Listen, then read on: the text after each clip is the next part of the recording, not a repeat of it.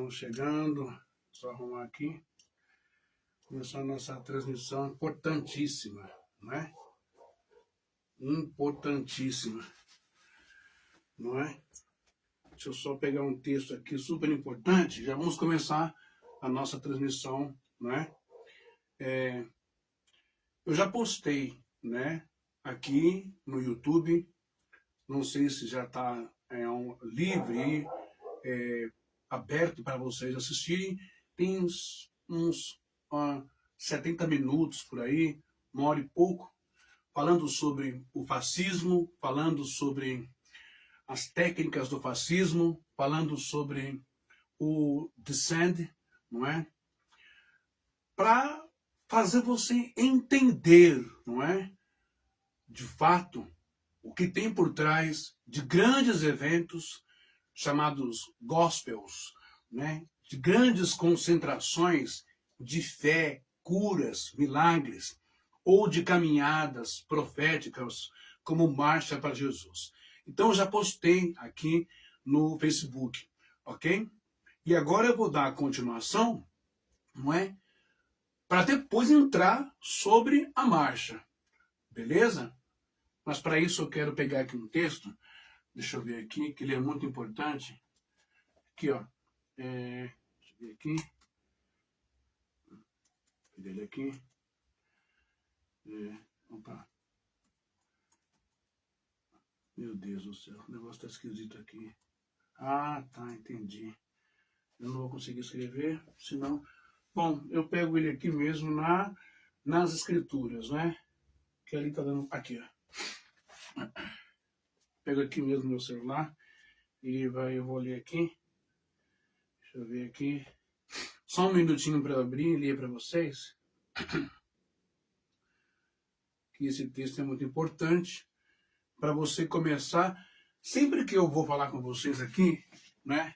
Que eu vou fazer uma transmissão, obviamente que eu oro, claramente que eu busco, eu peço ao Espírito Santo para me dar conteúdo, para me dar palavra, diretamente da palavra, né?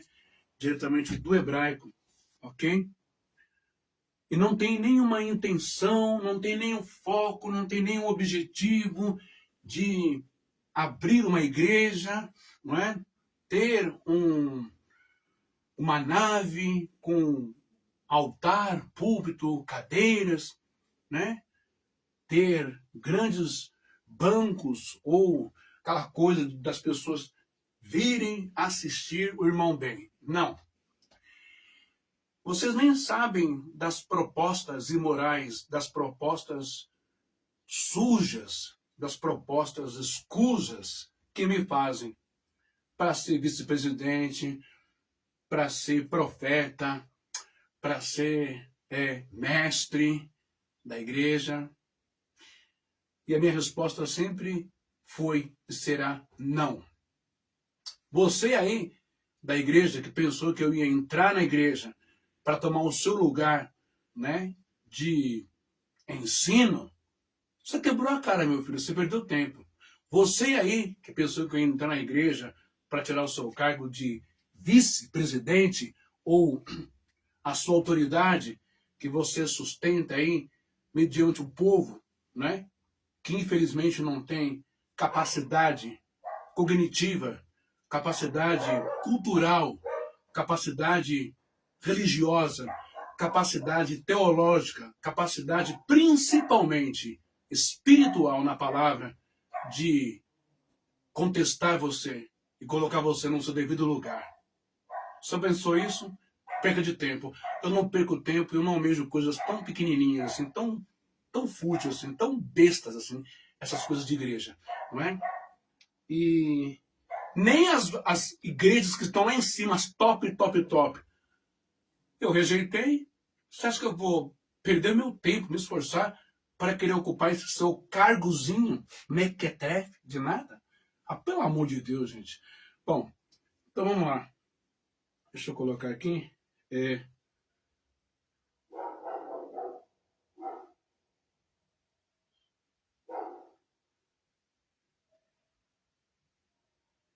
Deixa eu colocar aqui. Isso aqui está muito ruim, viu? Minha Bíblia aqui em hebraico, ela demora um pouquinho. Muito bem. Só para você entender, né? Que nós falamos sempre, que eu trago aqui sempre, não é? Eu não sou anticristo, não sou herege, não sou apóstata, mas também eu não sou marciano. Eu não vivo no mundo de Nárnia, no mundo de Marte. Também a minha fé não é fundamentada e baseada nas histórias dos irmãos Grimm, não é? João e Maria, Branca de Neve, Sete Anões, Lobo Mau e os Três Porquinhos. E é isso que vocês fazem com os membros da igreja, ok? Mas não, eu vou estar sempre pautado aqui nas escrituras, né? Na Bíblia, que é o que se espera de todo crente, né? Que é o que se espera de todo mundo, a palavra de Deus. Então, só para você ter uma ideia, você que é crente, né? Presta bem atenção. Escuta, não é? Olha, o livro de Isaías, no capítulo 61 e versículo 1, ok? O profeta traz esse recado de Deus, é um recado profético e é um recado escatológico. Tá? E lá está escrito assim, não é? Ruá Adonai Yerver Alai Yan Masha, ou Mashia, Yerver Otim, Levaser Anavin, Shela Hanin, La Ravosh, Lenishperei Lev, Likro Lihiuin, Deor, Velá Surin, Pecar Koash. Ok? O que está dizendo aqui Isaías 61, versículo 1? O Espírito do Senhor, Deus está sobre mim. Porque o Senhor me ungiu para pregar boas novas aos humildes.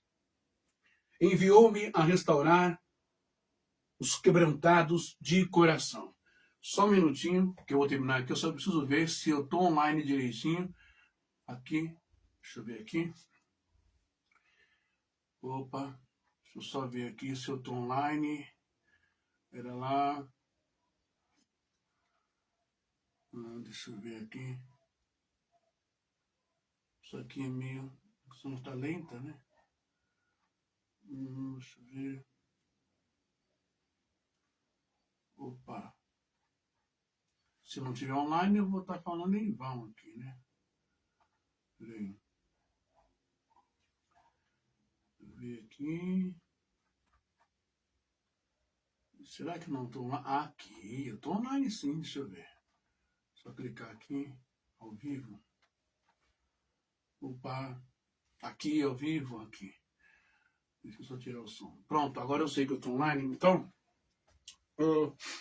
veja só. Eu vou ler de novo, tá bom? Só para nós iniciarmos aqui essa live de hoje, né?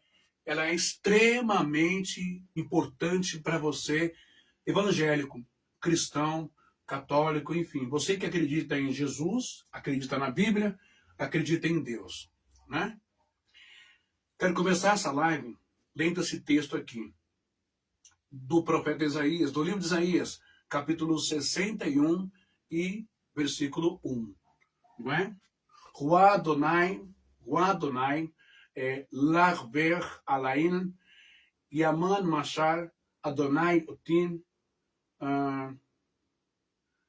Levaser Anafin, Leha Hanin, ou Selah Lahanin, Lachavoshi Lenik Beren, Levin Likron, Bishuin, Deor Velasurin, Pecar Coar. Ou seja, o Espírito do Senhor, Deus está sobre mim. Porque o Senhor me ungiu para pregar boas novas aos humildes. Enviou-me a restaurar os quebrantados de coração, a proclamar liberdade aos cativos e abertura de prisão aos presos. Ok?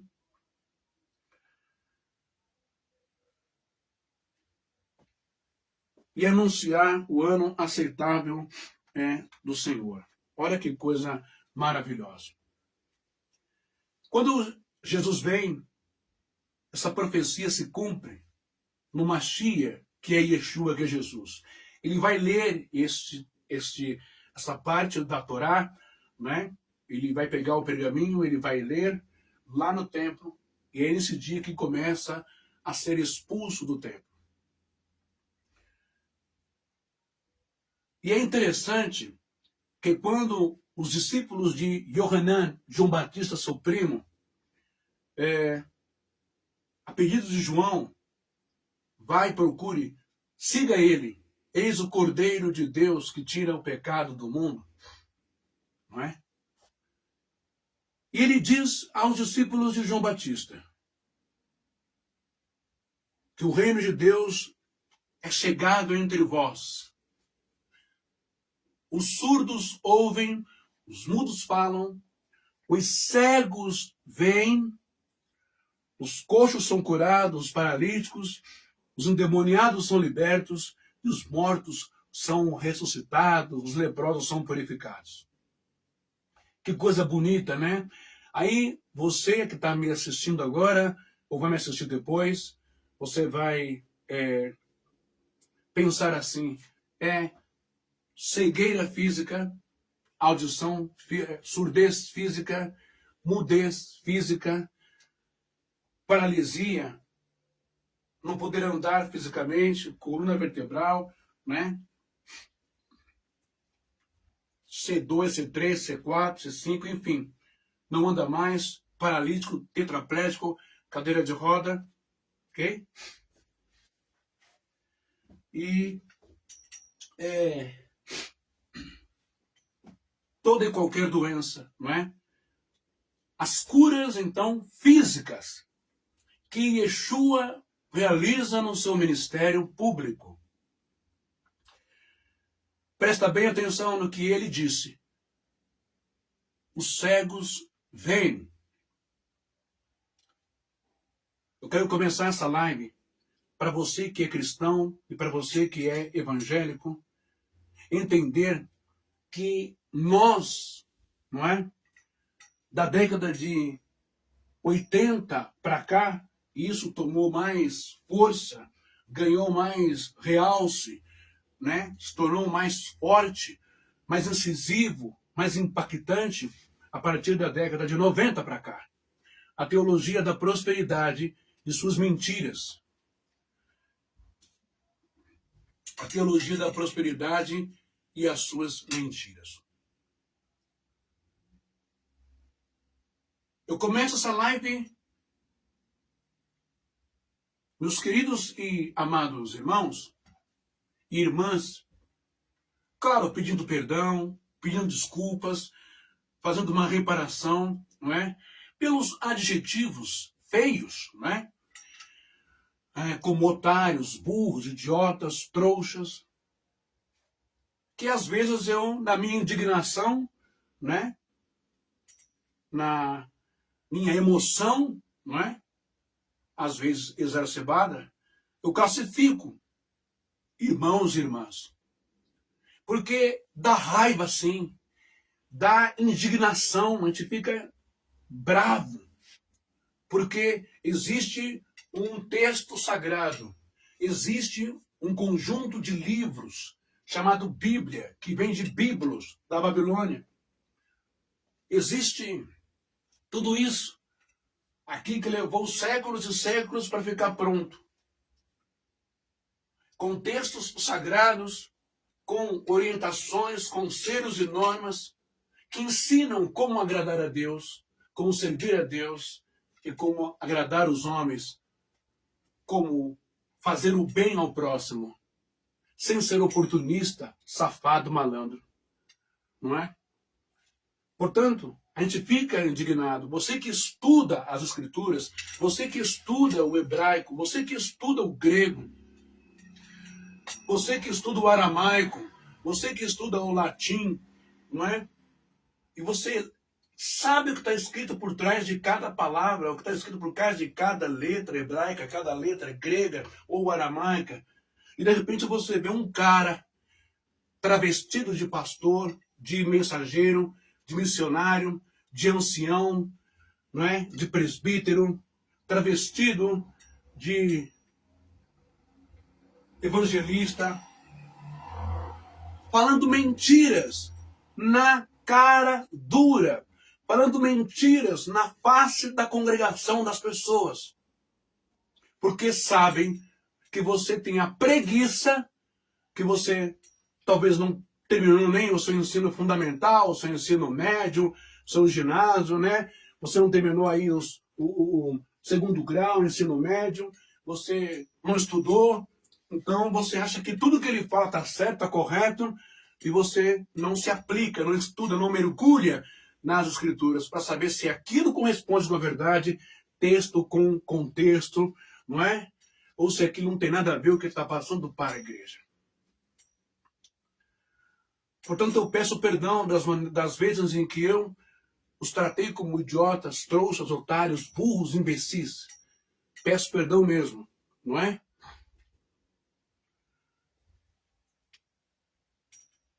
Devido a esses escândalos que nós estamos vendo dentro das Assembleias de Deus, em toda a convenção, aonde os fundadores ou os líderes, fundadores não, mas os líderes, não é? Tanto da Madureira, quanto da Debras, quanto da Belém, esses homens, que todos são doutores, advogados, não é? Antropólogos, têm as suas faculdades e os seus cargos na igreja, e na cara dura, sem a menor sensibilidade, sem o menor temor de respeito a Deus e às Escrituras, passam por cima, pisam na Bíblia Sagrada, execram, sujam, urinam, defecam nas Escrituras, ignorando os ensinamentos de Deus no Velho Testamento e ignorando os ensinamentos de Jesus no Novo Testamento, o Brit Hadashah. E vocês ficam como que inertes, vendo tudo isso, assistindo tudo isso, batendo palma, dando glória a Deus, aleluia, louvado seja, quando não é mais o Espírito Santo, quando não é mais Deus na igreja. Como se tudo isso fosse normal, né? Tudo foi politizado, corrupção com políticos, corrupção com isso, com aquilo, usando a igreja como um meio de lavagem de dinheiro através de crimes políticos, bancários, roubo de INSS que você está vendo aí. Como se tudo isso fosse natural. E não é natural. Não dá, não adianta você querer, você pode me xingar, você pode me contestar, você pode ter uma enxurrada de versículos na sua boca, no seu coração, como os pentecostais. Não, mas a Bíblia, não, porque Paulo, porque não sei o que. Você pode falar o que você quiser. Tá tudo podre, tá tudo sujo, ok? E não tem como naturalizar essas coisas, não tem como normatizar, não tem como tá tudo bem, ok? Ah, Deus perdoa, tá na mão de Deus. Não, não tá na mão de Deus, tá na sua mão, crente, da Igreja Assembleia de Deus. Tá na sua mão, irmão, irmã. Mas por que será que não se toma uma atitude? Por que será que todo mundo fica quietinho? Todo mundo fica como vaquinha de presépio?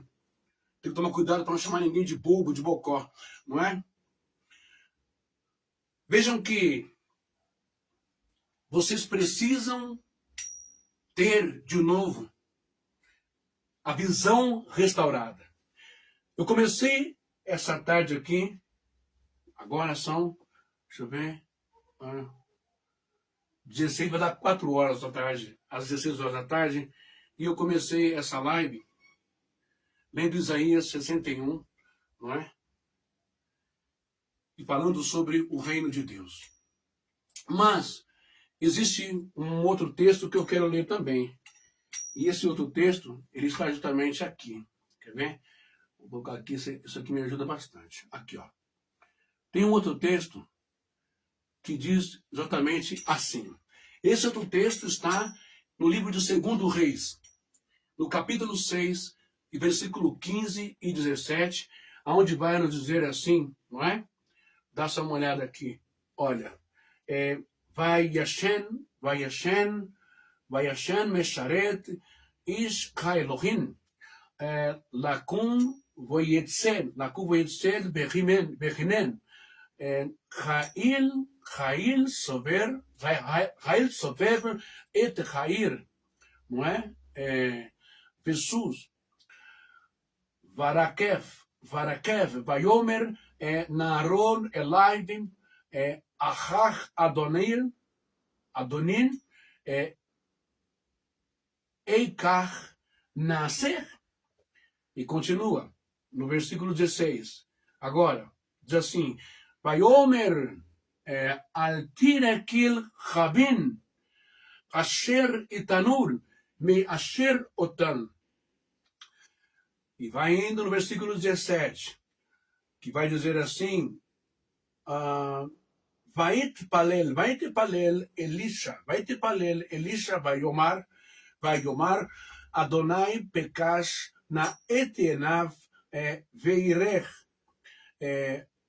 Vaikkach Adonai et Enei Hanar Vayar, deixa eu ver aqui, Hanayar Vayar, Vegenech Ohar, Matasusin Verekev es Sevivot Elisha.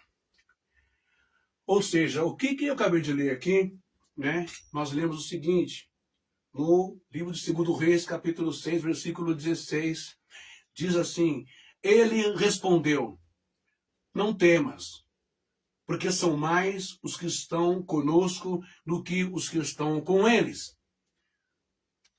Quem respondeu não temas? Para quem? O profeta Eliseu vai responder a Geazi, porque Geazi está tremendo de medo, está morrendo de medo, porque tem uma multidão de exército, não é?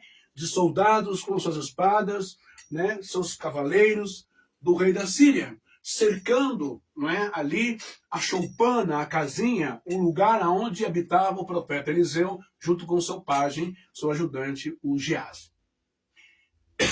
Então, o Geazi não está vendo. Além da visão espiritual, presta atenção, o Geazi não consegue enxergar espiritualmente o que está acontecendo. E quem está com eles? Ele enxerga só o físico. Ele enxerga só aquilo que os seus olhos físicos o permitem ver. Soldados e cavalos muito bem armados. Então Elias responde a ele, não é?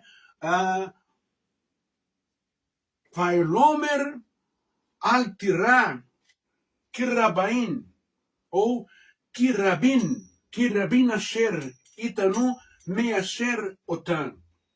E ele respondeu, não temas, porque são mais os que estão conosco do que os que estão com eles. E no versículo 17 vai dizer assim, então Eliseu orou e disse, ó Senhor, peço-te que abras os olhos do moço, e viu, e eis que o monte estava cheio de cavalos e carros de fogo em redor de Eliseu. Ok? Então, para você ter uma noção, não é? Desse primeiro texto que eu acabei de ler, ok? Desse primeiro texto que eu acabei de ler, sobre... Opa, deixa eu voltar aqui. Esse primeiro texto que eu acabei de ler, sobre a importância da visão. Mas não é só a visão física que nós estamos vendo. Não. Nós não podemos perder a visão espiritual.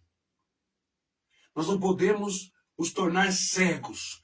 Nós não podemos permitir que glaucomas e cataratas e outras doenças, né, ópticas dos globos oculares nos levem à cegueira.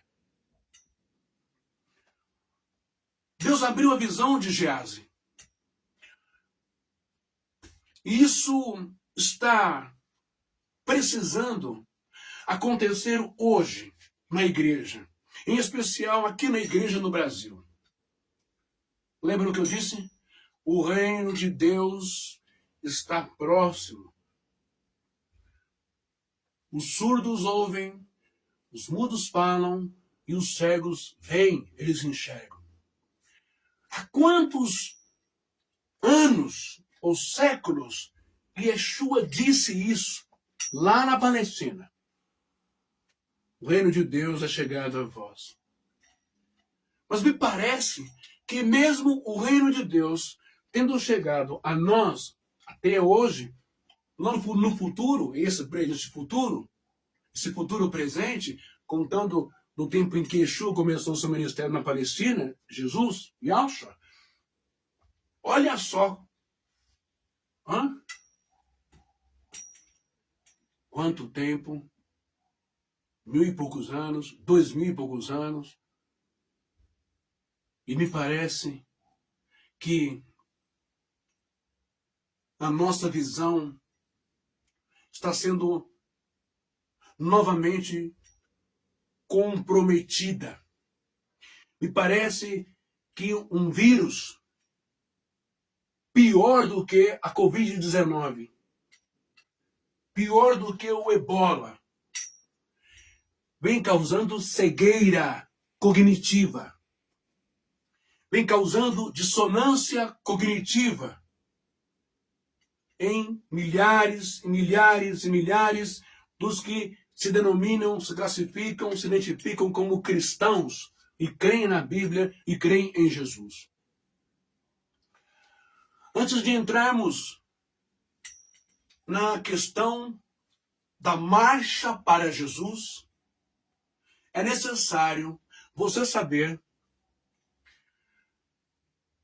o porquê você vai a esses lugares e como você é convencido, mesmo sabendo dos crimes, com provas e tudo. Mesmo tendo investigações, prisões, escândalos, só pedir perdão, não, mas aí não é comigo, né? Aí é entre ele e Deus. Será que é só entre ele e Deus? E você? A sua responsabilidade, a sua coparticipação nisso? De passar a mão, perdoar uma coisa, mas permitir e deixar que o fulano, o ciclano, continue como pastor, continue como mensageiro, continue como presbítero, continue como pastor, continue como obreiro, continue como pastor titular, regional, auxiliar, continue por trás, continue ali por trás do púlpito, continue na administração, na aquisição dos dízimos das ofertas, continue dando ordens, continue tendo respeito. Pastor estuprador, pastor abusador, pastor pedófilo, homens que se dizem de Deus, castos, com relações homossexuais com os jovens da igreja, abusando de menores de idade. Tem legitimidade? Tem honradez? Tem unção? Tem santidade? Tem moral para estar em cima de um altar? Para falar de Bíblia? Pastor que desvia dinheiro, pastor que se envolve com um político corrupto. Todos os políticos que vocês estão vendo na televisão, aí na Globo, na Record, no SBT, na Band, os canais, né? Todos esses políticos, cachorros, sem vergonhas, vagabundos, ladrões, mercenários, sujos, todos eles subiram nos altares da Universal, da Assembleia de Deus do Belém, lá em Brasília, da Assembleia de Deus Madureira, da Assembleia de Deus do Brás, no altar da Cidade Mundial do Valdemiro, Mundial do Poder de Deus, da Renascer, todos eles. A pergunta é, aonde estava o Espírito Santo que vê todas as coisas? Aonde estava o Deus que vê todas as coisas? Se Deus fulminou, segundo o livro de Êxodo, né? Se Deus fulminou, queimou, carbonizou ali em chão de fogo os filhos do sumo sacerdote Eli, porque eles estavam chapados, estavam bêbados, estavam indignos e foram tocar na arca. e saiu fogo, tuf, queimou eles. Se Deus deu uma ordem para Moshe, para Moisés, olha, faça aí uma cerca em volta, né, do pé do Monte Sinai, e que nenhum ser humano, nenhum filho de Israel se aproxime, nem tampouco um animal, porque aquele que se aproximar do monte onde o Senhor estiver naquele momento, morrerá, será fulminado. E aí?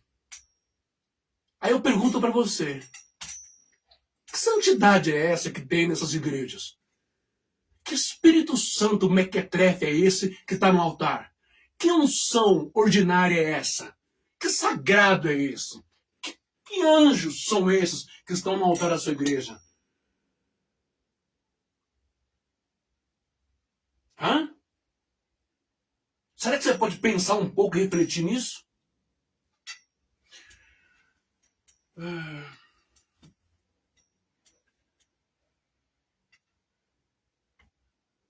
Por isso que eu quero começar falando com você sobre a diferença entre ver e enxergar.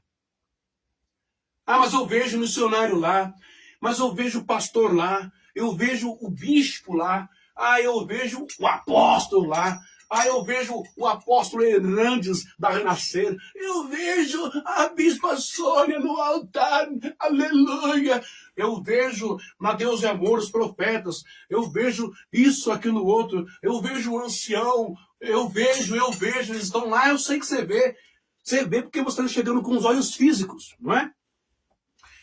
Vamos agora partir para uma área um tanto quanto psiquiátrica e psicológica para você aprender e com embasamento na Bíblia, tá bom? Para você aprender, não basta você ver fisicamente. Você precisa enxergar, ok? Enxergar.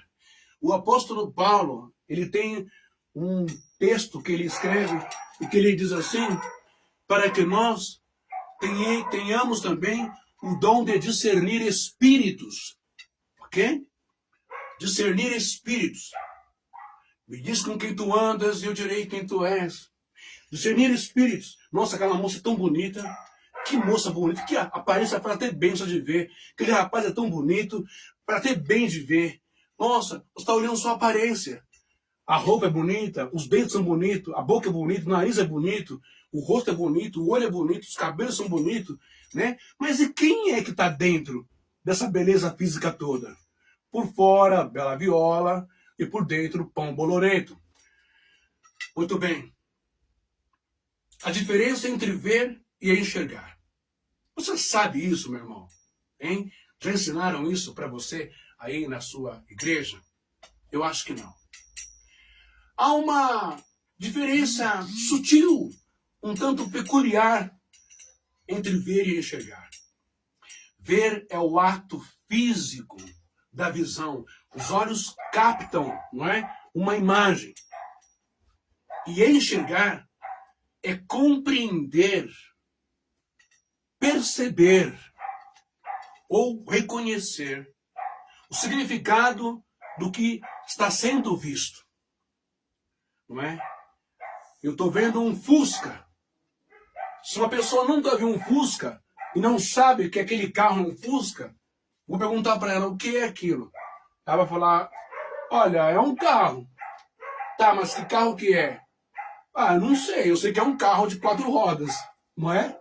Então, entre ver e enxergar, entre ver e perceber, saber distinguir, saber interpretar, saber perceber, reconhecer o significado da imagem que você está vendo. Olha que importante isso, gente. Eu falei que eu vou começar a pegar pesado do quesito de abrir o olho da igreja. Então, só para você ter uma ideia, não se pode julgar um livro pela capa e não se pode ir acreditando em qualquer pessoa. Um exemplo, eu aqui de Kipá, ou de Talit, ou Talit, não é?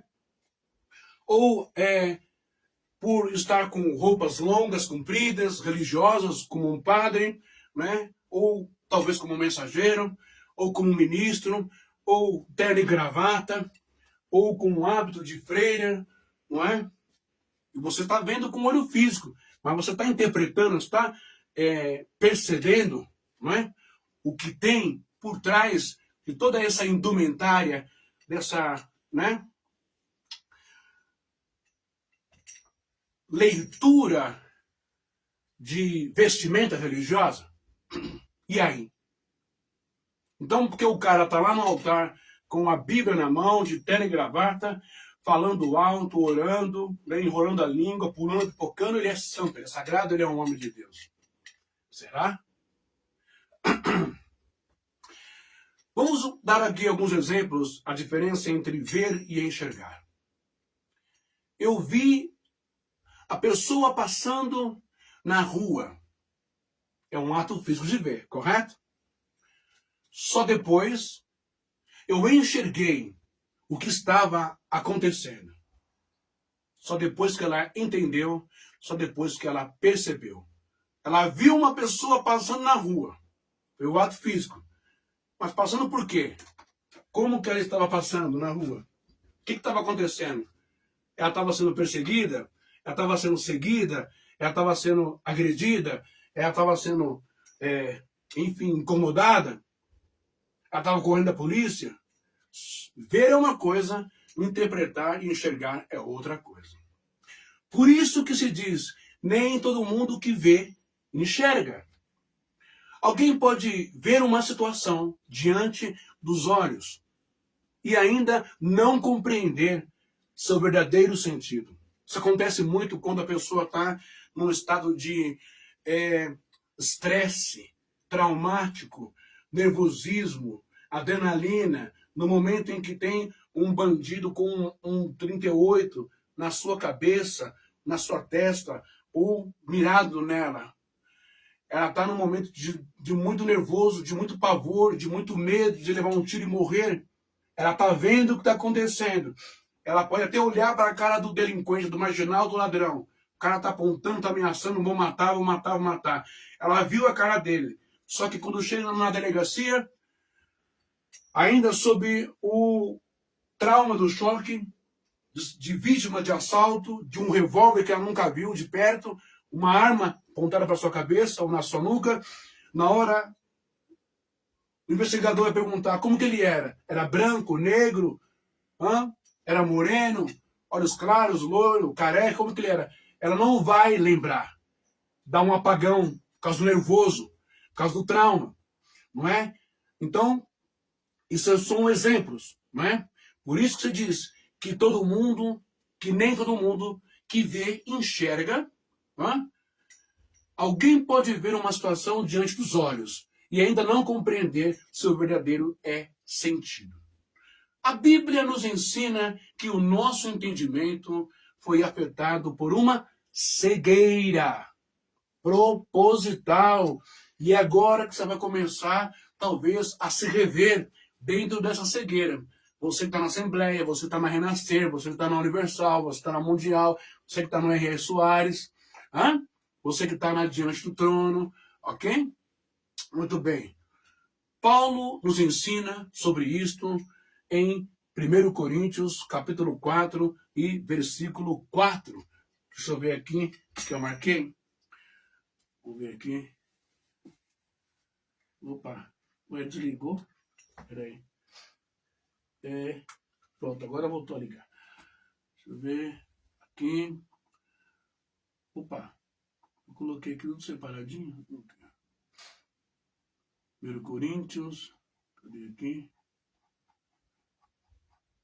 Opa.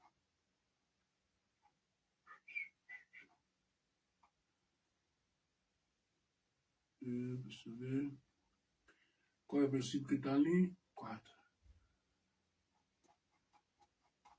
Bom, deixa para lá.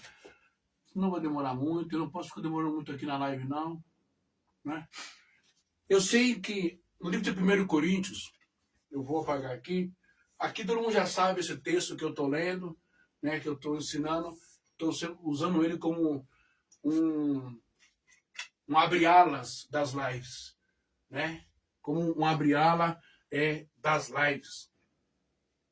Porque é o texto que diz: edificam Sião com sangue, e a Jerusalém com injustiça. Seus líderes, seus pastores, seus fundadores, não é? Julgam por suborno. Abençoa político, prefeito, governador, presidente, para ganhar privilégios, para ganhar participações de lucro, para ganhar privilégios em terrenos, né? Para desmatar terreno que não pode, que pertence ao meio ambiente, para ganhar vantagens em licitações, etc. Toda a cachorrada política que você já sabe que tem por trás dos pastores das igrejas. Né? Então eles julgam por suborno. Te abençoo se me der isso, te abençoo se me der a rádio, te abençoo se me ajudar a conseguir isso, aquilo, outro. Né? Aí aqui entra políticos, entra juízes de comarcas, né?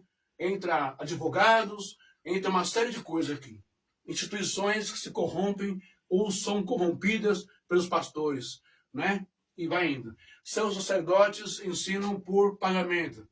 Os pastores só ensinam se você pagar a curso de teologia, se você pagar isso, se você pagar aquilo outro, se você pagar encontro com Deus no meio dos matos aí, nas chácaras que eles alugam. O pastor nunca paga nada desses encontros, nem ele nem a família dele.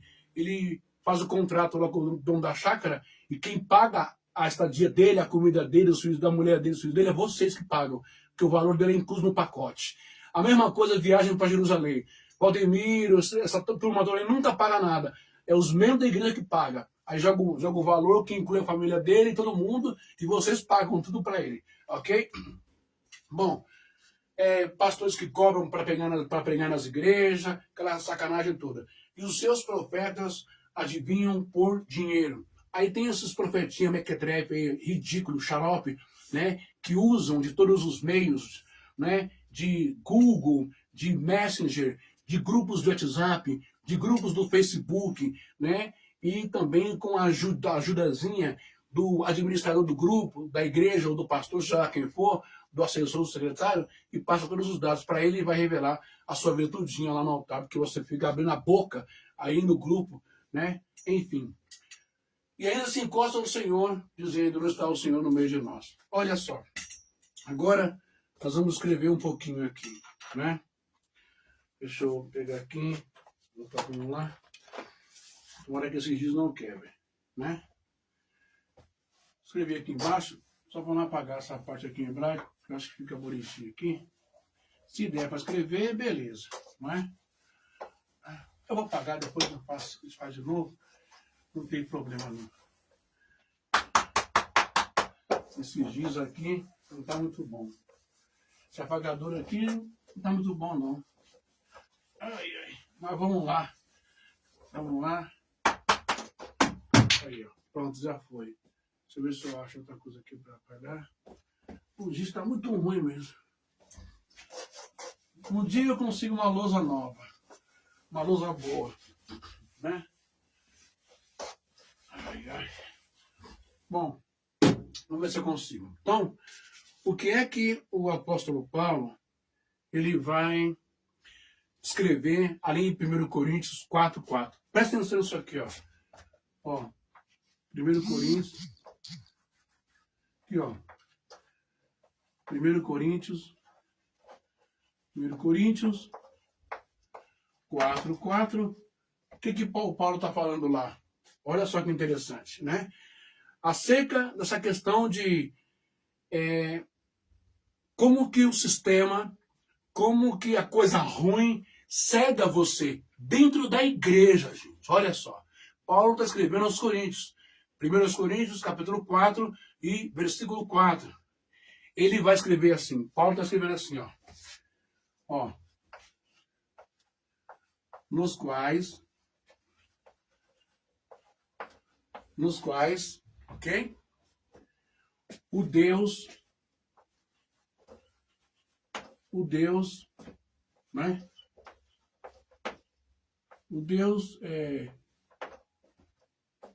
O Deus deste século, já lá no tempo dele, tá? O Deus deste século, o que o Deus deste século fez lá no tempo do apóstolo Paulo? Hã? E quem era o tal, o Deus deste século? Ele fez o quê? Ele cegou, ó, ele cegou Está aqui, ó. O Deus desse século, ele cegou. O que o Deus desse século, segundo o apóstolo Paulo, fez lá, hein? No tempo dele. Isso aqui é sério, isso aqui é grave. Os quais o Deus deste século cegou o quê? O que está escrito lá? Cegou o entendimento. Ó, entendimento.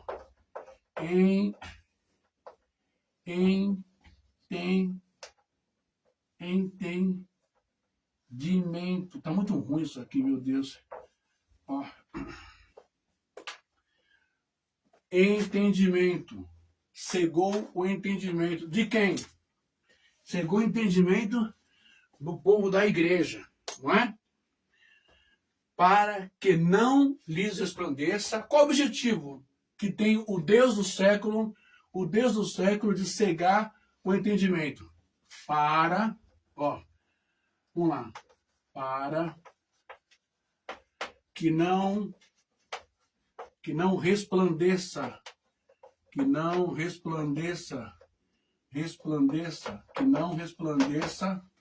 que não resplandeça o quê? A luz de quem? Para que não resplandeça a luz de quem? Para que não resplandeça a luz. Luz, em termos bíblicos, é conhecimento, tá? Luz, revelação, é conhecimento. Sabedoria, conhecimento, conhecer, eu conheci, estou aprendendo. Para que não resplandeça a luz de quem? É a luz do Edir Macedo? É a luz do Edir Macedo? Hã? É a luz do Valdemiro? Hã? É a luz do Malafaia? Hã? É a luz do R.R. Soares? Hã? É a luz do Estevão Hernandes? Hã? É a luz do Estevão Hernandes? Hein? É a luz do Davi Miranda?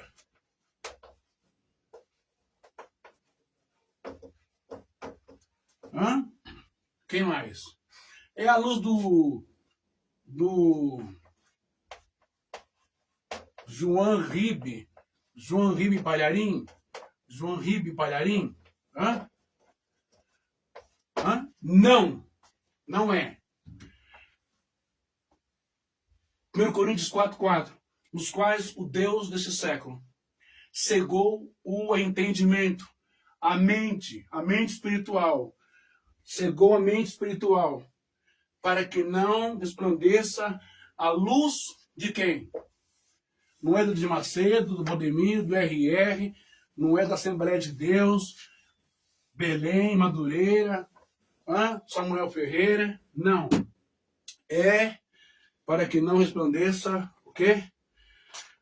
A luz do Evangelho.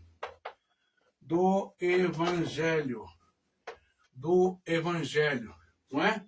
E o que significa Evangelho? Evangelho em grego significa bom e novo, boas novas. O Evangelho, ele não é intolerante, o Evangelho, ele não é agiota, o Evangelho, ele não é coercitivo, o Evangelho não coage você, o Evangelho não obriga você, o Evangelho não é sensacionalista, o Evangelho não é ameaçador. Se você não me der dinheiro, você vai para o inferno. Se você não frequentar aqui, você não está salvo. O Evangelho não faz lavagem cerebral na cabeça de ninguém.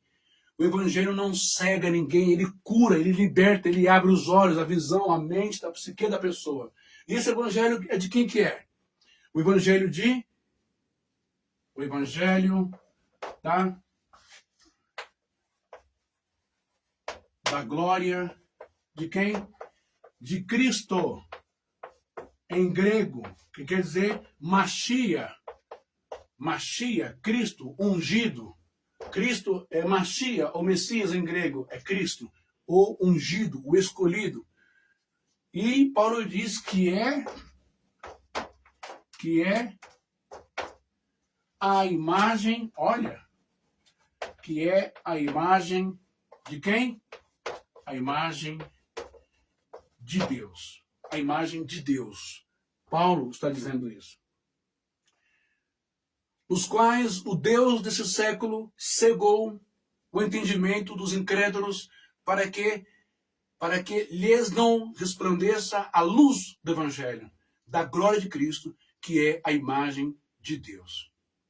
Então, me parece que nós estamos tendo aqui uma direção do Espírito Santo para você que está me assistindo, que estamos cegos, sim, Senhor. Porque a partir do momento em que eu não estou mais, não é? Entendendo o que Jesus ensinou,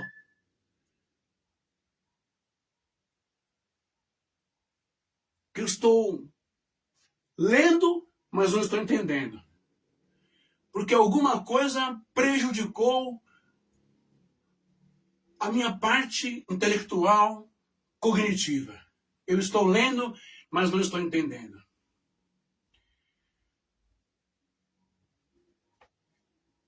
Tudo que Jesus ensina, estão fazendo o contrário dentro da igreja.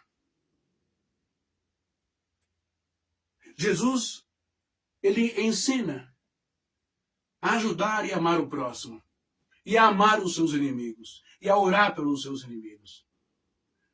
Jesus não faz apologia à violência. E um dos eventos que nós podemos ver isso, em dois eventos. Primeiro evento é quando tentam apedrejar com justificativa plausível na lei de Moisés.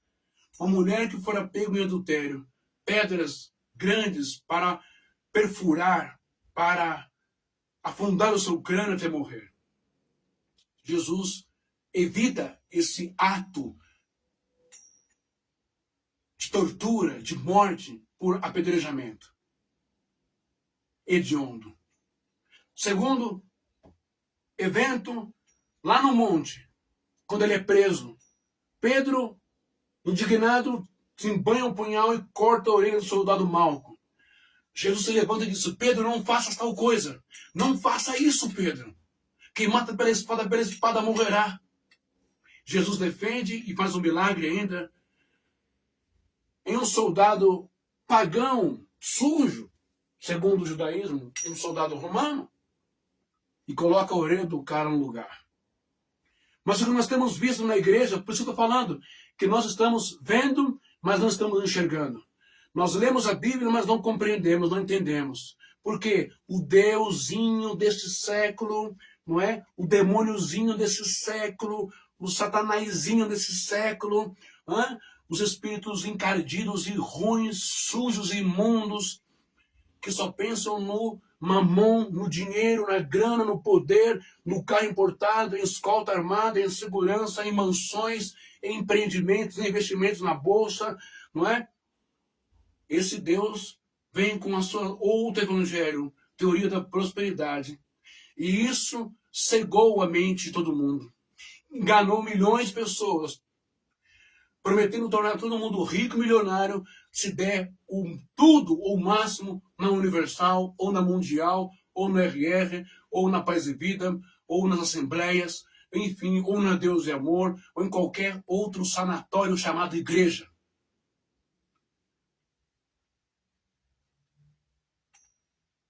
Jesus sempre foi contra a violência.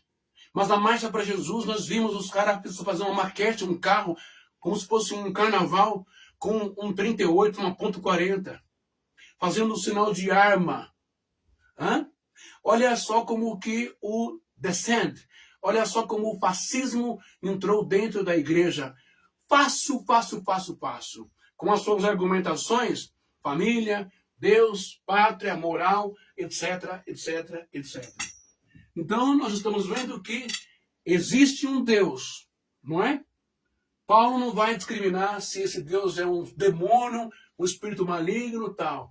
Mas ele diz que o Deus, o sistema deste século, já no tempo dele já tinha vagabundo, já tinha safado, já tinha pilantra, já tinha falso profeta, já tinha falso pregador, né? Prometendo o mundo e o fundo para as pessoas, para enganar as pessoas. Agora, em psiquiatria ou em psicologia, como é que a gente consegue entender isso que Paulo está falando? Olha que barato, olha que legal, olha que coisa interessante, gente. A psiquiatria entende isto como cegueira cognitiva. Ó, cegueira cognitiva. Ó, cegueira cognitiva. Cegueira cognitiva. A cegueira cognitiva ocorre quando uma pessoa não percebe algo que está diante dela. Quando uma pessoa, né? Quando uma pessoa não percebe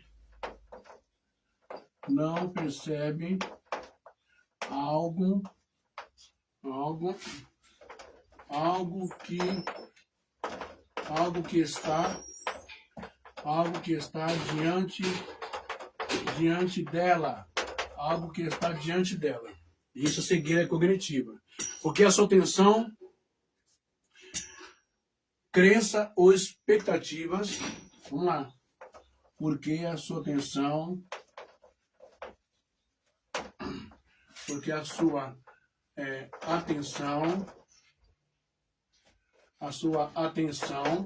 ó, crença, tá vendo? Crença ou expectativas,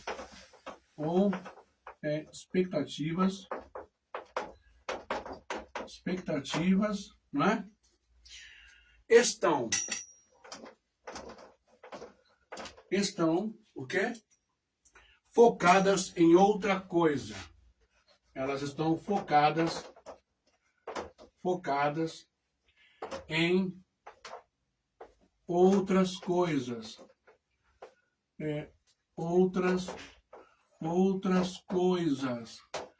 Outras coisas. Então vamos lá. Olha só, cegueira cognitiva. Quando uma pessoa não percebe algo que está diante dela, porque a sua atenção, crença ou expectativas estão focadas em outras coisas. O pastor roubou, o apóstolo tem envolvimento, o bispo tem envolvimento, os pastores estão tudo aí de rabo preso, não é? Todos estão aí na lista, não é, de corrupção com o ex-bancário Vorcário, não é? André Valadão, o outro também, cunhado que era pastor, toda a igreja diante do trono. Todo mundo aí sujo, roubando a beça pra caramba, e a coisa tá muito feia, tá horrorosa. Acho que é o maior escândalo de roubo do INSS, o maior escândalo horroroso que tem todo mundo na mão dele. Congresso, Senado, políticos de alta patente, todo mundo tá lá, não é? Você tá vendo aí, empréstimos, andar para cima e para baixo, dinheiro, não é? Por mais que a mídia coloque isso para você, o pastor vai focar você, sabe no quê? Nisso daqui, ó. É por isso que você não consegue enxergar, né? É por isso que você não consegue ver, né, o que está na sua frente. Porque o pastor vai jogar para você isso aqui, ó. Perseguição. Ah, muito ruim isso aqui. Pelo amor de Deus, viu? O pastor vai jogar para você isso aqui, ó. Perseguição, né? Estão sendo perseguidos. Perseguição.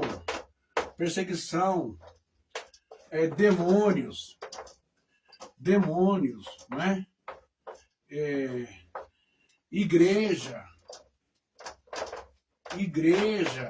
etc. Papapá, papapá, papapá, papapá. E você vai acreditar no que o Deus desse século joga para você. Não, isso aí é perseguição contra a igreja. É porque a obra está crescendo. É porque tem milagre. É porque tem cura. É porque tem isso, aquilo, outro. Então, quando uma pessoa não percebe algo que está diante dela, porque a sua atenção, a sua crença, o problema é a crença.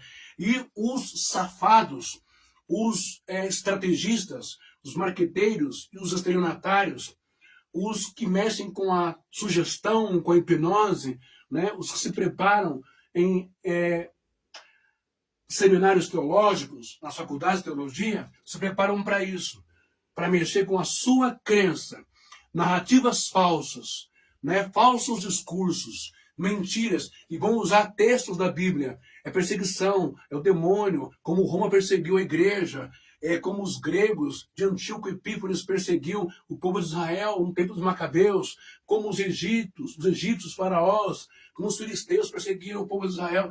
Toda essa narrativa já está pronta, em cartilha, montada para eles, para que quando surgir um escândalo, você acreditar que o seu pastor é inocente, você acreditar que ele não fez isso, porque ele mente na sua cara. Você vê, mas você não enxerga. Crença, eles vão fazer de tudo na sua cabecinha, na sua mente, no que você acredita, de coração, alma. É bonito crer, né? É bonito acreditar, né? Mas tem que tomar cuidado. Tem que tomar muito cuidado, viu? Não é bem assim, não. Seja simples como as pombas, disse Jesus. A pomba está sempre ali, os pombos estão sempre na praça, próximo do ser humano, até dos cachorros, né? Eles jogam uma pipoquinha para ele, um milho e tal, um pedacinho de pão na praça, ele vem bem próximo de você e come. Se bobear, assim, tá até do lado do seu banco. Mas tenta pegar o pão para você ver se ele não alça voo em fração de segundos e some. Seja simples como o pombo, mas prudente como a serpente. Tem que ser prudente como a serpente. Tem que enxergar como a serpente enxerga. Ela enxerga como infravermelho. A serpente não enxerga você, a cobra não enxerga você como você a enxerga, não é? Ela enxerga as ondas de calor, as regiões do seu corpo aonde está o calor. A gordura está quente ali, as ondas de calor no seu corpo. Ela enxerga a temperatura do seu corpo. Ela não enxerga você. Ela enxerga você por dentro. Olha que coisa fantástica, né? Então, a gente está sempre aprendendo com as parábolas de Yeshua, de Jesus. Mas ninguém quer saber disso. É por isso que a igreja está nessa situação tão depravada, deplorável que está hoje. Ninguém mais tem confiança em evangélico. Ninguém acredita mais em pastor. Ninguém mais quer ir em igreja. Fazer o quê? Ser surrupiado, ser roubado? Ser enfeitiçado? Né? Ser hipnotizado? Cegueira cognitiva. Então, vamos continuando aqui nessa aulinha interessante. Ok? Você já aprendeu essa parte da cegueira cognitiva, né? Opa, vamos lá? Muito bem. Então, a cegueira cognitiva, não é? As pessoas estão focadas no quê? A cegueira cognitiva ocorre quando uma pessoa não percebe algo que está diante dela. Porque a sua atenção, a sua crença ou expectativa está em receber cura e milagre na campanha, receber um trabalho, receber um livramento, receber um carro, receber uma casa, a libertação do filho, tudo isso. E eles se aproveitam de todos os buracos e abismos e carências que a pessoa tem, não é? Então, a cegueira cognitiva, a pessoa está focada nisso, né? E focadas em outra coisa. Exemplo, não notar um detalhe importante porque está concentrado em outra tarefa. Ignorar evidências que contradizem uma crença. Mas como é que pode? O cara é o bispo da minha igreja, está envolvido com isso. O cara desviou dinheiro. Ou os pastores lá da Assembleia de Deus lá, né, receberam do ministro da Educação, indicado pelo Bolsonaro, o ministro Newton, né, presbiteriano, não é? reitor da faculdade, ex-reitor da faculdade, Mackenzie, né? O cara estava desviando dinheiro da educação do MEC para 2 pastores vagabundos que foram presos. E ainda os crentes continuam indo na igreja do mesmo pastor ainda. Cegueira cognitiva. Ignorar evidências que contradizem uma crença. Pessoas ainda continuam indo ainda, seguidores fiéis ainda, do André Valadão, com todo esquema sujo de podridão, de corrupção, misturando, envolvendo o Vorcaro, o pai do Vorcaro, tudo isso. E as pessoas continuam indo diante do trono. Cegueira cognitiva. Ignorar evidências que contradizem uma crença fortemente defendida. Não perceber erros óbvios em algo que se revisa repetidamente. Repetidamente. É compra de mansão, compra de fazenda, compra de carro, pede dinheiro para comprar um novo avião, um novo helicóptero. Está na cara de vocês. Vocês estão vendo, mas não estão entendendo. Não estão sabendo fazer a leitura. Construir catedrais, templo, com milhões de dólares, reais transformados em dólares. Como a Igreja Deus e Amor fez, Davi Miranda fez. Milhões de dinheiro, está lá no esporte, está lá no cartório, o site lá investigativo provou tudo, né? Milhões de dinheiro em offshores, em investimentos, em bancos, em empresas fora do país. Vocês viram tudo e continuam na cegueira, na leseira, na cegueira cognitiva. Não é? E isso vai se repetindo cada dia, cada vez mais. Bom, tipos comuns. Cegueira por desatenção. Quando a atenção está ocupada. Cegueira de confirmação. Quando suas ideias ou crenças, não é? Olha, cegueira por desatenção. Quando a atenção está ocupada. Eles mantêm sua cabeça ocupada em orar, né? Em combater o diabo, o demônio, os devoradores, aquela coisa toda, né? Então eles tiram a sua atenção. Você fica ceguinho e fica só focado nisso. Cegueira de confirmação. Quando a pessoa vê apenas o que confirma suas ideias ou crenças. Não é?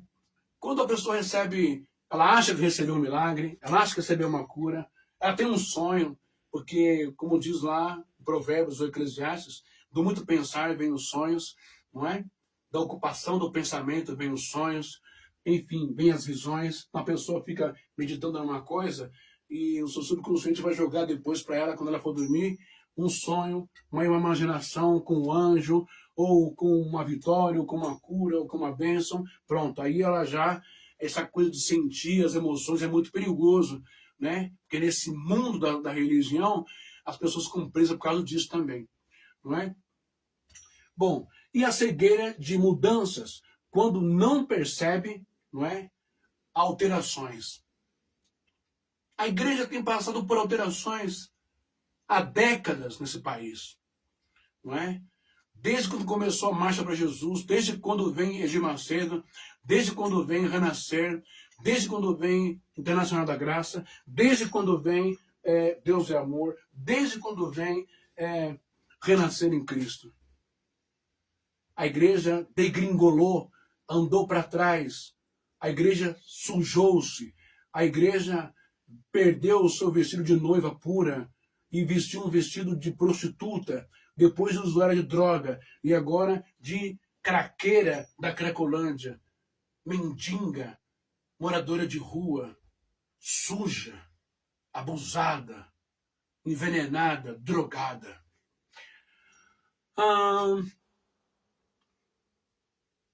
Significativas em uma situação. Muito bem. Cegueira de mudanças. Quando não percebe alterações significativas em uma situação. Não é? Agora, eu quero que você preste atenção nisso aqui que eu vou escrever na lousa.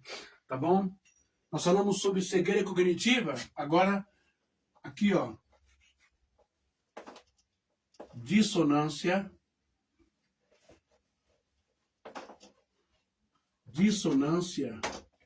Dissonância, ok?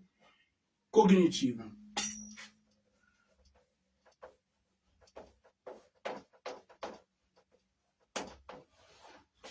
Dissonância cognitiva. Falamos sobre cegueira cognitiva, não é? Que é a cegueira da capacidade de compreender, interpretar, ler, perceber as coisas, não é? Reconhecer as coisas. O que é a dissonância cognitiva? É o desconforto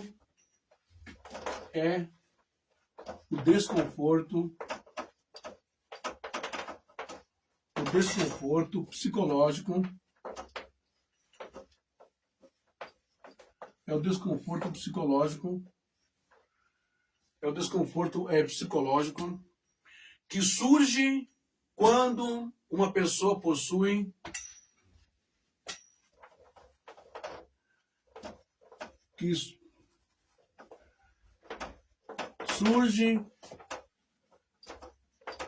quando uma pessoa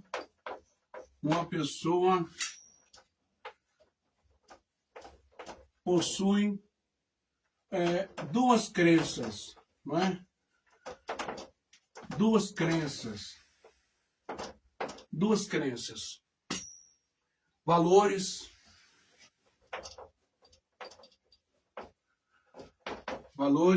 não é? Ou atitudes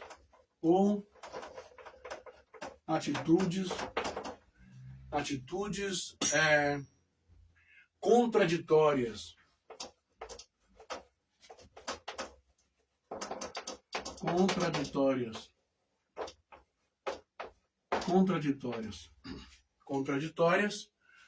Ou quando o comportamento entra em conflito com suas convicções. Ou quando o comportamento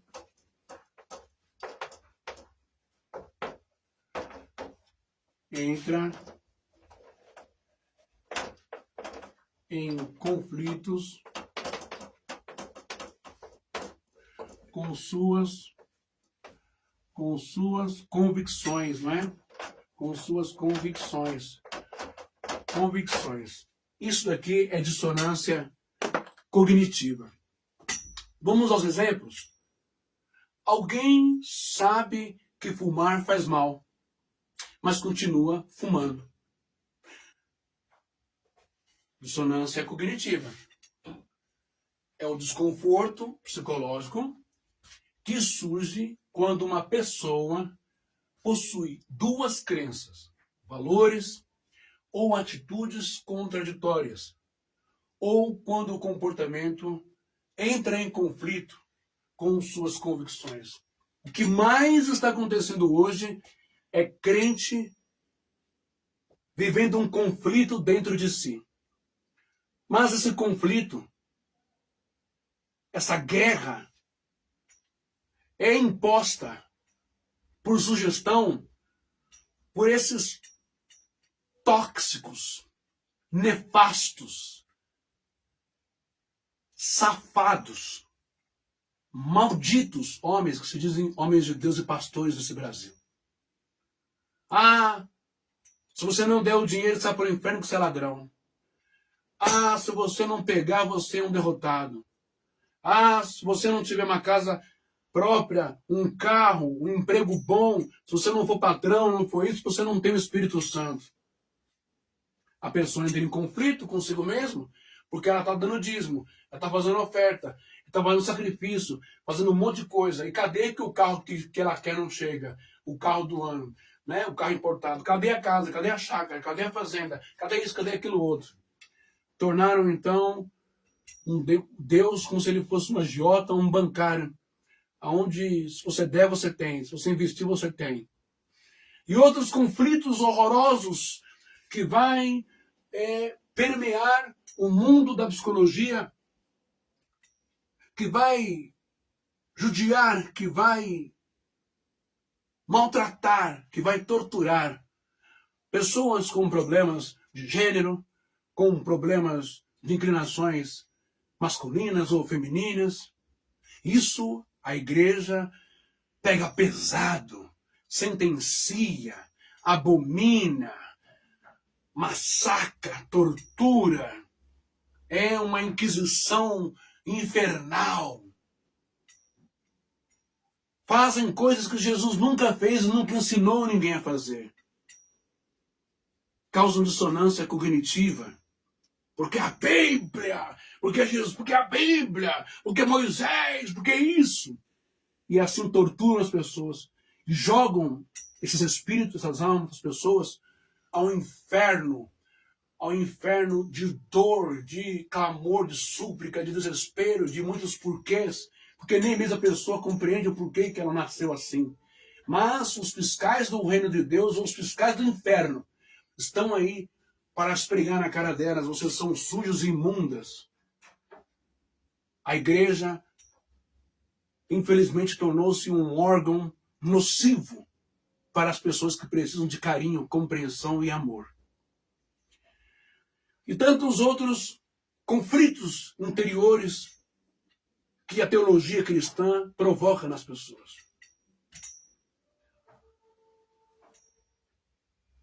Uma pessoa se considera honesta, mas mente para obter vantagens.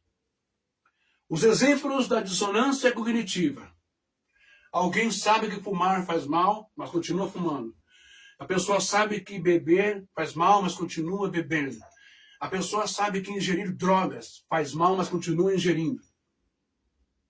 Isso é uma dissonância cognitiva. Foi afetado. Lembra que eu fiz uma série sobre cauterização da mente? É a mesma coisa. Sabe? Porque a pessoa entrou num ciclo chamado, numa situação, num abismo chamado vício. Os seus neurônios, as partes do prazer do cérebro, ficou viciado naquela droga que ela ingere no seu organismo, para dar extrema excitação, para dar, ou então, um sono, né? Ficar no mundo da lua, para dar um relaxamento. Tudo isso é falso, porque depois vem o efeito rebote, depois vem a destruição dos órgãos, até a morte, não é? E a destruição moral, a destruição na família, etc. Uma pessoa, outro efeito dá um exemplo da dissonância cognitiva. Uma pessoa se considera honesta, mas mente para obter vantagens. Na igreja ele é honesto, na igreja ele é o pastor, ele é o homem de Deus. Mas quando você vai ver, está aí ligado com o Vorcaro, ligado com fulano, ligado com ciclano, ligado com o crime organizado, ligado com o Comando Vermelho, ligado com o PCC, ligado com isso, ligado com aquilo, ligado com o ladrão, ligado com o pedófilo, os pastores dos Estados Unidos, Donald Trump, a direita mais extrema, mais suja que tem no face da terra, do mundo. E é isso que está dentro da sua igreja, no altar da sua igreja. Você vê, mas você tem a dificuldade de perceber, de compreender, de reconhecer o erro. E é por isso que o Espírito Santo não está na sua igreja. Você compreende isso? E é por isso que você incorre em risco de perder a sua salvação. Porque você nega tudo aquilo que Jesus ensinou no evangelho dele. O Deus desse século cegou o entendimento dos incrédulos para que lhes não resplandeça a luz. A luz revela o que está na treva. A luz espanta a treva, espanta a escuridão, espanta as pragas que vivem na escuridão, gotígonas, não é? O morcego, né, entre aspas, tadinho do morcego. Só por um exemplo, o rato, a barata, né? A centopeia, a aranha, a cobra, né? E isso é o que mais tem dentro da igreja. Bom, vamos lá. Alguém acredita que deve ajudar os pobres, mas ignora uma situação de necessidade. Prega caridade, prega amor, prega bondade, só no blá blá blá, como diz, né? Esse povo me honra com os lábios, mas o coração está longe de mim. Mas na hora de uma catástrofe como teve a Covid, ninguém quis abrir a porta da igreja para fazer como hospital de campanha. Deixou tudo para o AMB ou para o Morumbi, estádio de futebol. Que vergonha, né? Grandes templos aí que serviriam de hospital de campanha que poderiam ter salvo milhares de pessoas, mas negaram, não é? Porque dizem que obras de caridade não salva. Isso porque o catecismo de Allan Kardec prega sobre isso, né? E para não dar o braço a torcer, vamos dizer que obras de caridade não salva. Aí vamos usar um textinho de Paulo lá. Mas quem morreu na cruz por você foi Paulo ou foi Jesus? O que Jesus disse? Hã? O que Jesus disse? Vinde benditos de meu Pai, possuir por herança o reino que vos está preparado desde o começo do mundo. Porque tive fome, me deste de comer. Tive sede, me deste de beber. Estava nu, me vestistes. Estava doente, fostes me ver. Estava preso, fostes me visitar. Hã? Olha isso. E obras de caridade não salva. Essa é mais uma narrativa da teologia da prosperidade para não ajudar ninguém, para se virar com Deus, para pagar dízimo, isso, aquilo outro, porque eles querem só sugar, eles só tomam. Não é? Como reduzir a dissonância? Como? Espera só um pouquinho aqui. Tem alguém tocando.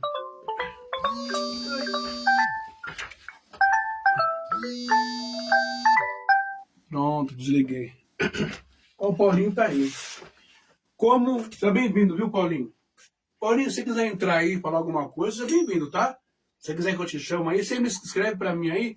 Deixa eu ver aqui. Aí você pode entrar aí, Paulinho, falar alguma coisa, tá bom? Opa. Aí, cadê aqui? O Paulinho tá aqui, ó. Vou curtir ele aqui, ó. Tá bom, Paulinho? Se quiser entrar na live aí também, fazer algum comentário, tá?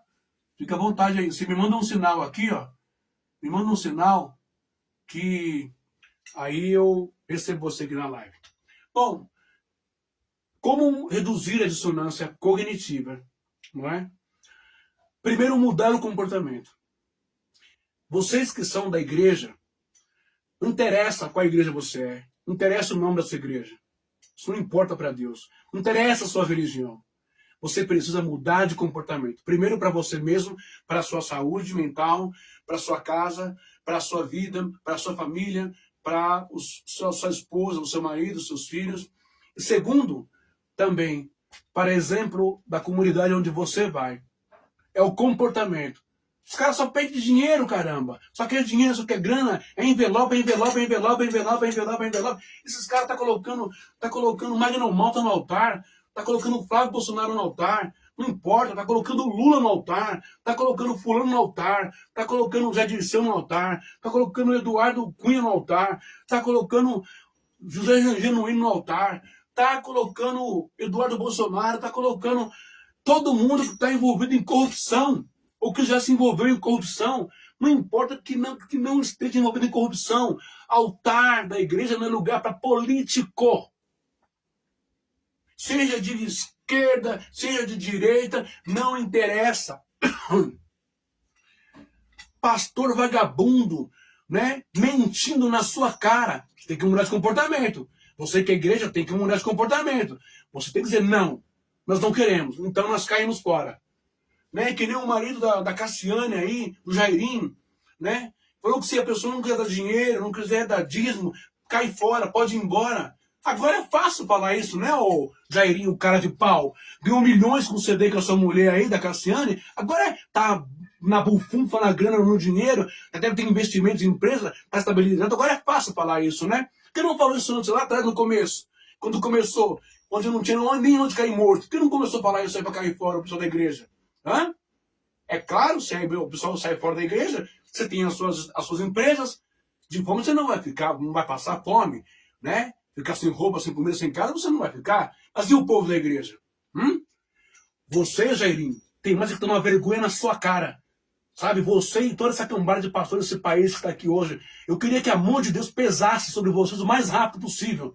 Entende? Para vocês tomarem vergonha na cara de vocês. Que isso? Obrigar a pessoa a dar dízimo? Se não quiser dar dízimo, cai fora? Deixa eu te perguntar uma coisa. Foi para você que Jesus disse, cuida das minhas ovelhas, cuida da minha igreja, as portas do inferno não prevalecerão sobre a minha igreja. Então a igreja é sua. Então essa igreja brasileira hoje, evangélica, cristã, protestante, os cambal, nunca foi a igreja de Cristo. Nunca foi. porque as portas do inferno não prevalecem sobre ela, mas me parece que o inferno está dentro da igreja evangélica, está em cima do altar, está atrás do púlpito, está em tudo quanto é lugar. Então essa não é a igreja de Cristo. Lamentavelmente, eu digo para vocês, sem medo de errar, essa igreja brasileira não é a igreja de Cristo. Não faz parte da comunhão de Cristo, mas é a igreja do Satanás. É a igreja das portas do inferno. É a igreja onde tudo acontece. Né? Eu tenho publicado diariamente várias vezes, né, de alguns sites. Todo dia tem pastor sendo preso, todo dia tem pastor tarado, tem pastor estuprador, tem pastor ladrão, tem pastor assassino de pai, tem pastor fazendo miséria. E vocês, não posso mais falar aquele adjetivo feio, não é? Vocês continuam indo lá, sabe por quê? Cegueira cognitiva, dissonância cognitiva. Para isso vocês precisam mudar, precisam receber a cura, não é? Mudar a crença. Como assim mudar a crença? Parar de crer no pastor, parar de crer no Edir Macedo, parar de crer nos seus pastores, parar de crer no Valdemiro Santiago, parar de crer no Estevão Hernandes, Sônia Hernandes, parar de crer no R.R. Soares, parar de crer no Silas Malafaia, parar de crer no José Wellington, parar de crer no Manuel Ferreira, parar de crer em todos os pastores do sistema desse país. Vocês precisam crer em Jesus Cristo. Criar justificativas para o comportamento. Por que eu não quero mais? Por que isso? Porque está na palavra. Porque é isso, é isso, é isso, é isso, isso. Olha só, terminando essa live, vamos falar sobre relação entre os dois conceitos. A cegueira cognitiva, ela pode levar a pessoa a ignorar informações que gerariam dissonância cognitiva. Exemplo, uma pessoa, não é? Uma pessoa tem uma forte crença, surge uma evidência contrária. Para evitar o desconforto da dissonância cognitiva, ela deixa de enxergar ou ela minimiza a evidência. Isso é cegueira cognitiva.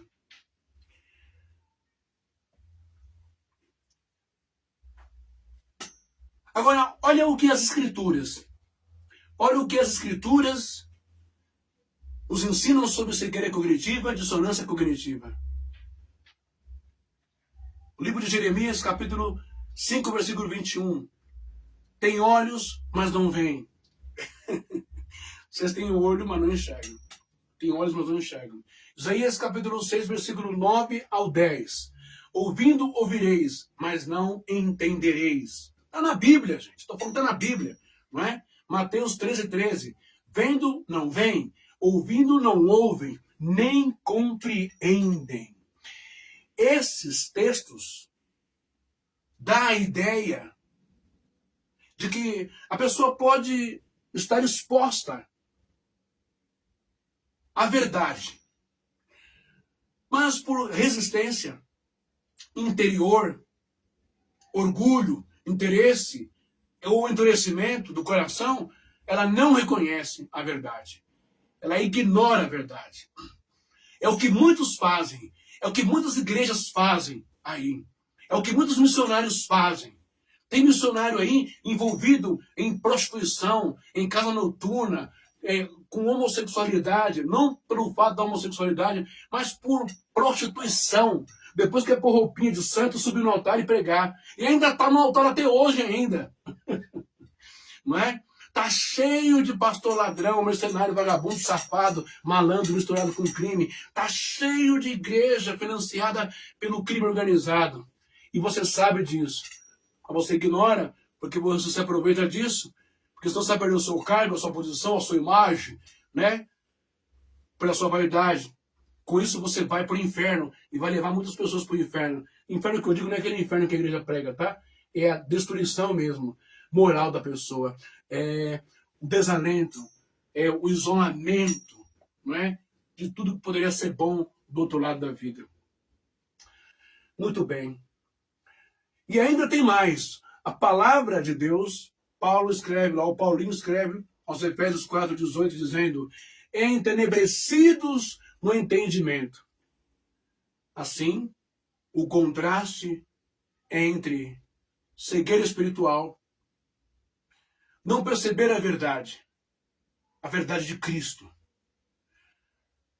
não receber a iluminação, bloquear para não ser iluminado, para não compreender e acolher essa verdade. Eu termino, agora é 17 e pouco, eu termino essa parte aqui e eu volto ainda hoje. Eu postei já no Facebook, não é? A parte que eu estou falando sobre o fascismo e o descende. Todas as estratégias de sugestão, de hipnose e os argumentos, as ferramentas que usaram para iludir as pessoas e transformar as pessoas, os crentes, em pessoas fervorosas nas ideias fascistas, contra pobre, contra negro, contra homossexual, contra benefícios sociais, contra a sociedade. E dentro da igreja, fascismo tal, faz tempo, veio lá dos Estados Unidos, da Europa. Ok? E é o que você está vendo aí, ó. Pastor agride uma moça no mercado, uma caixa, porque ela é do PT. Ele sempre um tapão no meio do rosto dela e a chama de vagabunda. Porque eu sou bolsonarista, porque eu sou de direita, porque eu não sei o que, Deus, pátria e família. Então eles estão achando que eles podem fazer o que quer. Ir na USP, ir nos lugares, bater na cara do povo, invadir, chutar, quebrar o pau, cuspir, porque se acham melhores. Aonde está isto incentivado e ensinado por Deus e por Jesus nos evangelhos? Então você não está seguindo o evangelho de Jesus. E você não está dentro da igreja de Jesus Cristo. E a igreja brasileira não é a igreja de Cristo ainda. A igreja apostólica. Não é, talvez nunca foi. É duro, é triste falar sobre isso, mas talvez nunca foi. Porque a igreja, uma das igrejas que mais tem feito coisas erradas, coisas feias, vergonhosas, horrorosas. Coisas que até os ímpios são incapazes de fazer. A igreja tem feito. Está tudo certinho. Porque a sua visão cognitiva, a sua dissonância cognitiva foi afetada. Você precisa de cura, igreja. Precisa de visão, tomar atitudes, cair fora desse lugar e ter experiência e comunhão com Deus na sua casa. A partir do momento em que o pastor da sua igreja, seja lá quem for, disser para você que se você não der o dízimo, não der a oferta e não der o melhor na igreja, você está se amaldiçoando e não está honrando a Deus, e castigos virão sobre a sua vida, cai fora desse lugar, que se cai é um pilantra, é um safado, é um mentiroso. Por isso que Jesus disse, entre no seu quarto, fecha a porta, fale com meu pai em secreto. Em secreto ele vai te abençoar. Por isso que ele disse à mulher samaritana, nem aqui no monte do pai Jacó, e nem no templo, nem em Jerusalém, nem em muro, vocês vão encontrar o meu pai. Chegará um tempo em que os verdadeiros adoradores o adorarão em espírito e em verdade. Eu sei que você, crente evangélico, tem muita, mas muita dificuldade. Meu Deus do céu, não tem como, é muito abstrato, é muito complexo, é não sei o quê, é meio que o que é freudiano, é complexo de matemática, é uma coisa que é química, é física. É muito difícil você entender o que é adorar, trabalhar para Deus, é adorar a Deus em espírito e em verdade.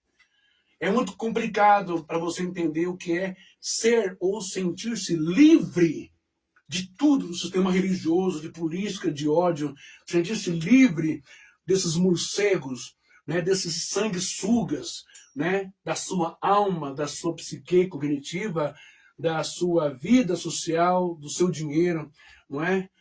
Enfim, mas você precisa experimentar um relacionamento com Deus na sua casa, porque você já tem a Bíblia nas suas mãos. Você não precisa estar em igreja nenhuma.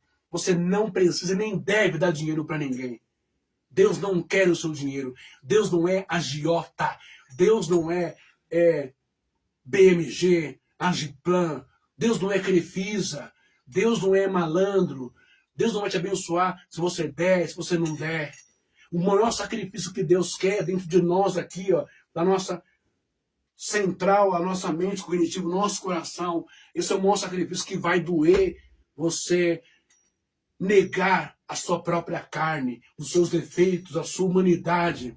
O cara vai doer no cara quando ele passar por uma tentação de uma mulher, desculpa o termo, gostosa, tentar ele fala assim, não, eu tenho minha namorada, não, eu tenho minha noiva, não, eu tenho minha esposa. É difícil, porque a carne fica pegando fogo, né? É difícil o cara resistir a uma proposta ilícita para ter muito dinheiro ali na mão, né? É difícil. Como você vê os pastores da igreja hoje, todos eles sujos, com rabo sujo, com político pilantra, vagabundo, ladrão, que estão sendo condenados agora e jogados no ventilador. É difícil. Por isso que Jesus disse, você tem que negar a si mesmo. Não é ir para a igreja, não. Não é colocar saia comprida, não. Roupinha bonitinha de santo, não. Não é ficar dando dinheirinho, não, para pastor, para missionário, não. Achando que está comprando Deus. Tudo isso é uma cegueira cognitiva, uma cegueira religiosa. É um engodo religioso, é um engano religioso. Na moral, na boa, se ainda não conhece Jesus, e talvez nunca teve experiência com o Espírito Santo. Teve experiência, sim, experiência de sugestão, né? Da psicologia, da psiquiatria, e enrola a língua aí, capulando que não sabe perder. Essas coisas, sim, não é? Que é o efeito catarse, um conceito da psicanálise, não é? Mas, no dia que você tiver experiência com o Espírito Santo, talvez você nunca mais pise dentro de igreja nenhuma. Até mais tarde. Espero que você tenha entendido aí a questão entre ver e enxergar, a cegueira cognitiva, a dissonância cognitiva, porque é isso que fazem com vocês na marcha para Jesus. É isso que fazem com vocês em época de eleição. É isso que fazem com vocês essa questão de congresso, avivamento, encontro com Deus, em Maracanã, no Morumbi, no Mineirão, aonde quer que for, grandes eventos. Tem toda uma história, tem toda uma ideia fascista por trás. E é isso que está pegando fogo hoje nas igrejas.